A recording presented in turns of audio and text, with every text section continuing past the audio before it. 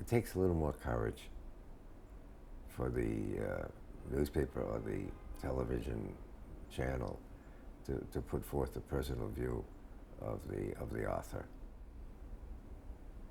I have actually difficulty getting some of my films on television because the complaint is it's too personal, and yet that's what makes a documentary more alive and more true. It's that love that one puts into telling the story correctly without prejudice. Well, I'm making a film where I travel on trains around the world. I filmed a woman who was got detached from her mother when she was only 3 years old.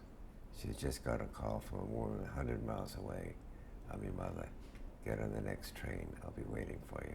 She gets off the train and I keep filming. And she doesn't find her mother until she begins to walk up the stairs into the station. And there's a woman at the top of the stairs that flings open her arms, rushes down the stairs. They get to talk to one another. And finally the mother turns to me and says, "Isn't she gorgeous?" And it's all on film. I mean, what's more universal than that kind of scene? And I mean, who could not respond to that? It's a personal story, and yet it has all the truth and authenticity that you wouldn't find otherwise. This is a photograph of my daughter. It took somebody with real feeling to catch the feeling that's in this photograph. It was Kay? I'm right here. Oh. do you know where that photograph is? Is it over there? Of the kids looking at the newborn?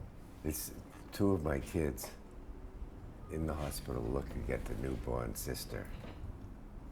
And I mean, you see that and you'll never forget it. You know, there's so many stories to be told, but they're not told well. You're not getting behind the scenes. Anytime someone speaks publicly on television, it's always that front shot. But when I was filming Jackie Onassis for a film about the primary election campaign years ago, all the cameras were on her, and I slipped around back and I saw that her hands were going like this. She was, and that it was only then that you knew that additional factor in what was going on in her mind. She saw that scene in the film, and she said, "I've got to keep this film for my grandchildren."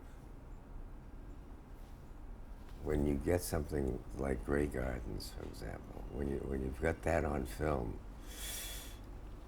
as much energy it goes into it, there's a lot of energy that comes back in return. You're not about to stop filming when you've got some stuff like that going on. It would mean so much if our films and the various media had that personal touch. It would mean so much more. We live in an isolated society.